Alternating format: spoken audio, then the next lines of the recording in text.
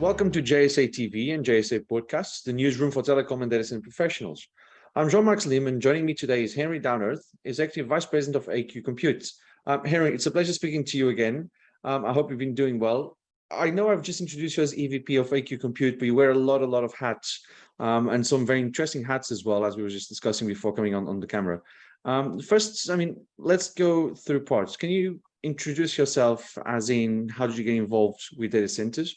And then beyond AQ Compute, what else are you doing today in the data center marketplace? Okay, well, first of all, Joel, thank you and good morning, and thank you for having me here, and thank you to the audience as well. So I'm a 30-year veteran in the data center industry. I have been around for a while, and as someone called me once, I think I'm a kind of serial entrepreneur in this industry. I co-founded two companies, which I was lucky that they were quite successful. One specialized in power quality solutions for mission critical sites. This is data centers, where, let's say, in the very early 90s, where I started to become familiar with the data center world, working with companies that today are extinct or were acquired, like Compact Computer or Control Data or Sun Microsystems and IBM. So that's a long way ago. But that going or seeing the, let's say, the rise of the internet really was a strike of luck in my career, and that let's say opened my eyes to the new opportunities. So once we sold EFI Electronics, this was a company I was part of in my first company, which became a small global company. We listed in NASDAQ stock exchange, and it was a good, let's say, a success story. Then we founded from scratch another company called AST Modular, where we pioneered the modular data center concept. And that company, during 13 years, grew a consistent 30% organically year on year. So it was pretty, fast growth pace. And we ended up in 2014 selling the company to Schneider Electric, where I stayed as senior vice president for, business unit vice president for a couple of years. And then after doing some consulting works, I am extremely happy to announce that I have joined since last year AQ Compute, part of Aquila Capital, one of the biggest renewable energy investors in Europe. And I am in the position of executive vice president for AQ Compute, which is the data center business unit of Aquila Capital. Which is quite interesting, because I remember when AQ Compute launched, and I was speaking to your CEO, who's actually, I think he's been on this camera as well before, and it's very interesting what you guys are trying to do. But actually, picking up on that, because you've got two facilities now, you've got two locations, one in Oslo, one in Barcelona. I dare to say this markets couldn't be more contrasting, more split apart, because Oslo is quite well developed, big players, hyperscalers, and everything, while Barcelona is considered sort of a tier 2, tier 3 market. Sometimes it's still in the very early ages of development. Do you want to give us an overview of the market conditions of both sides, and then what's happening in Barcelona, especially Barcelona? Our CEO Peter Tomeras, also a veteran in the data center industry that we have met through the years in different companies. So we work very, I would say, very in sync in order to develop a pan-European portfolio of what we call the modular hyper edge data centers. Okay, so this means that we are building, let's say, data centers fitted for hyperscalers with a flexible design in let's say tier 2 cities in Europe, but really kind of edgy. I mean, close to those tier 2 cities. Okay. And indeed, Barcelona and Oslo, we can rate those cities as tier 2 because they are not part of the FLAP market. And allow me that to the FLAP market, I would add soon FLAP M, being M, Milan, and Madrid, okay, or M square. okay, because those are becoming kind of big hubs for data centers. And we are kind of contrarian. We like to go to those locations where we believe there is strong potential demand, but there is not enough, let's say, capacity. And we want to offer top-notch, ultra-sustainable offering in those locations. Oslo and Barcelona, although they are pretty distant and different, they kind of, let's say, have some interesting coincidence. On one side, sustainability, okay? Yeah. So why? Because on one side in Oslo, we have hydropower and 100% renewables feeds into our data center. But on the other hand, in Barcelona, we're gonna feed our 50 megawatt new data center with the energy that our group generates in our own plants. So we have photovoltaic and we have wind power plants. So, you know, we are 100% sustainable despite the disparity of the locations. Okay, very, very interesting. And then I was going to ask you, because you've already kind of mentioned the M's, so Milan, Madrid. What's your view of tier 2 markets in Europe? Even though you, of course, you are active in some of them, but what's your view of the other tier 2 markets, Madrid, Milan, Warsaw, I don't know, Vienna, you name it, pretty much all of them are now tier 2 markets. Because there's a lot of conversation about the decentralization of computing and the IT infrastructure in Europe. So out of the flap, as you mentioned. So yeah, give us your view of where tier 2 markets are going in Europe. Yeah, that's well, that's a very good question, Joao, because my view on tier 2 cities or tier 2 locations is as follows. What is driving demand? Demand is driven by quality of service, number one. Okay, well, of course, by let's say critical mass, and there are certain parameters, okay, that you have to really observe, but really, I mean, users are more and more demanding in terms of quality. And quality in a cloud-based economy is measured in terms of latency. Okay, so latency is the key driver. So if I am based in Barcelona and you and I, Joao, are doing a Zoom call, okay, or Teams call, and you know the Zoom server is based out of Ireland, the quality and the latency is not going to be superb. Therefore, the quality experience or the user experience is not going to be, you know, incredible. If a competitor of Zoom, let's say, they offer a lower latency solution with better quality of image, better latency, and not the classic small delay, if you wish. Although this can be extracted to gaming, this can be extrapolated to, you know, relational database, you know, operations. This can be based to CRM. This can be based to trading. This can be based, extrapolated to anything you wish, which is cloud-based. So what I'm trying to say is that, you know, cloud operators will have to go closer to users in order for two main reasons. One is quality of service, and the other one is because fiber, you know, the fiber lines around are clogged. And for instance, submarine cable, okay, there is a deficit of about 75% capacity in the world today of submarine cables. And on the other hand, data is prone to grow from now to 2030, the next 8 years, by 5,000%. How are we going to cope with that traffic? So we have to bring data, let's say, data storage and data processing closer to users. So those are the key things in our view. Okay. On the subsea cables, would you say that even with all the constructions and deployments that we know are happening and are going to happen in the next 2-3 years, would you say that's enough, or that's not even close to enough to cope with all this data and traffic? Well, the ITU has reported recently that there is, according to the data traffic, I mean, the data traffic expectations, okay, there is a deficit of 75% of submarine fiber capacity. So the point is that data traffic or data growth is much faster than the physical construction of the cables.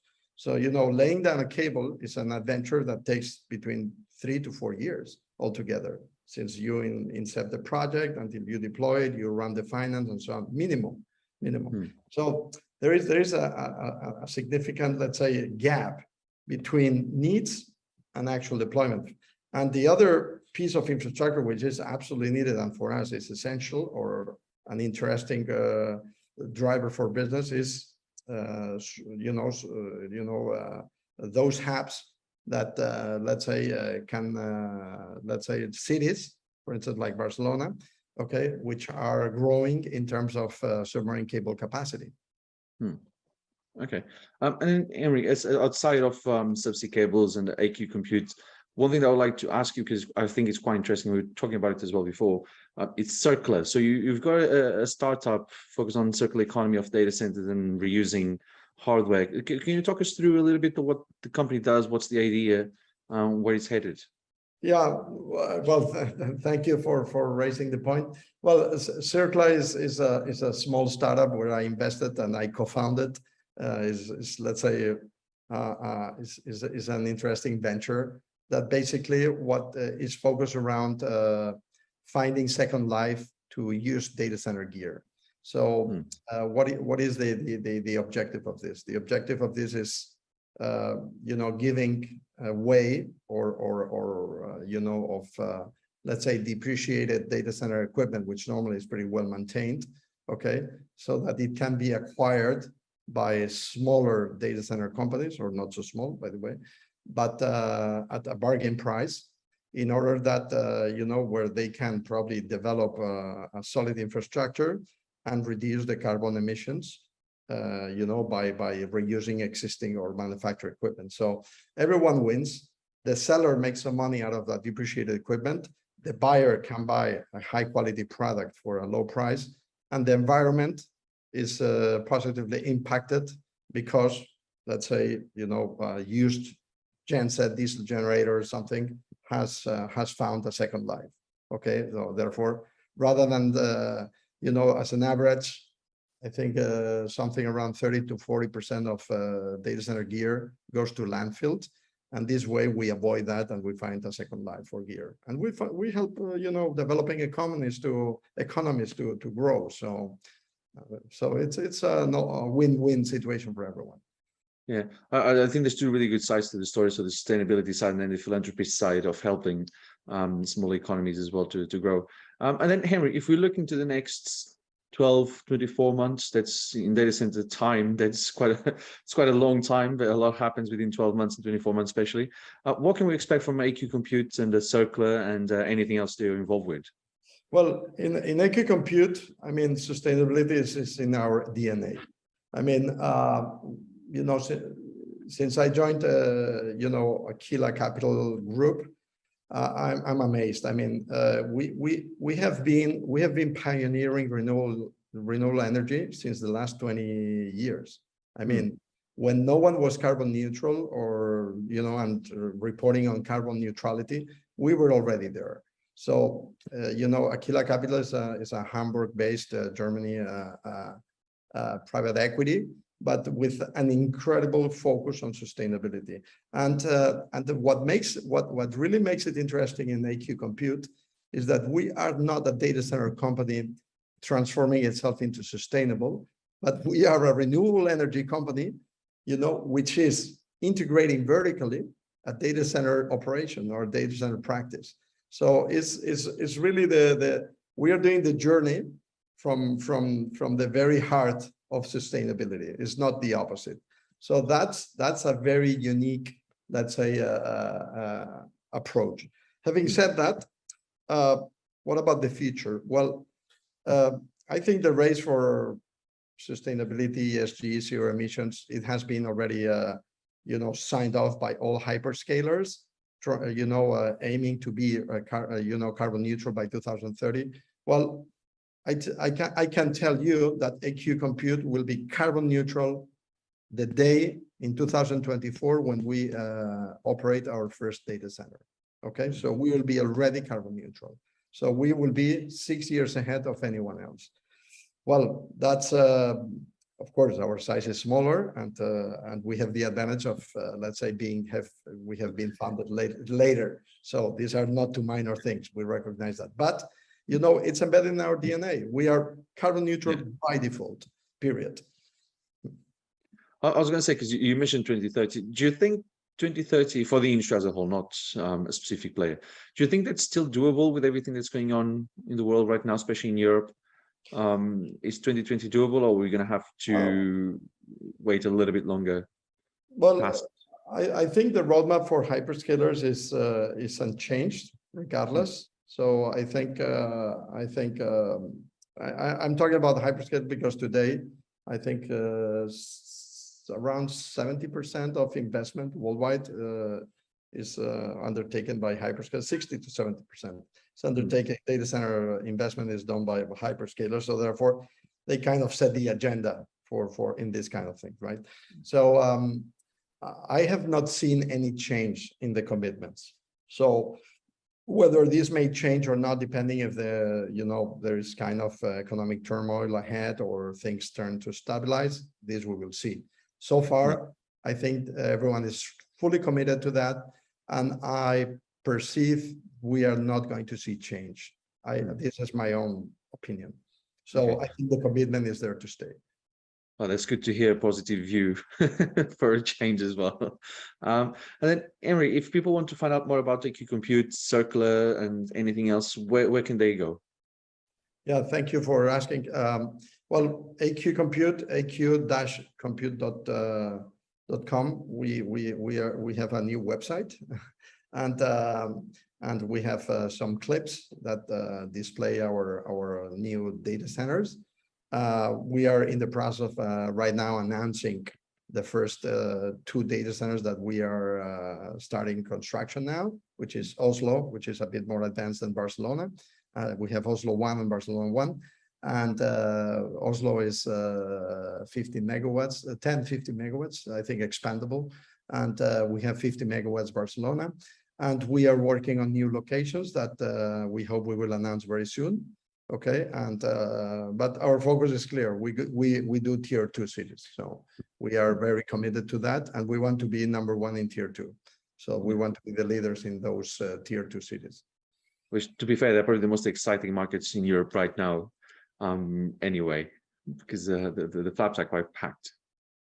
I think so. I think so because, as you know very well, the problem with tier 1 flap locations is scarcity of power.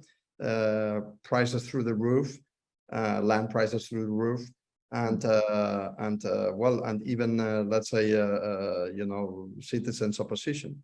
So people do not want more. I mean, recently you probably saw Amsterdam. The city banned new data centers to be built, and well, I think that's a natural course of things. I think that was the first wave of cloud, but now the cloud has to come down closer to citizens or to users, and it has to start penetrating into let's say smaller locations. And trust me, Joao, after tier 2 cities, there will be tier 3 cities. So it's a matter of time, and we will see smaller data centers located closer to smaller cities to provide this kind of smaller latency. Everything is driven by the growth of data traffic, and that's what is going to rule the whole world. I mean, I think there is room for everyone. I think there is room for data centers in flaps. There is room for tier 2s, and there will be room for tier 3s cities. Yeah. And eventually even tier 4 and tier 5, so the small villages and populations. And then we go back to having your own server at home. Well, I mean, history repeats itself. It's a circle. It's a circle economy at the end of the day. But Henry, thank you so much for your time, and thank you to our viewers for tuning into JSA TV and JSA podcasts. And don't forget to check our social channels for more content. Until next time, happy networking.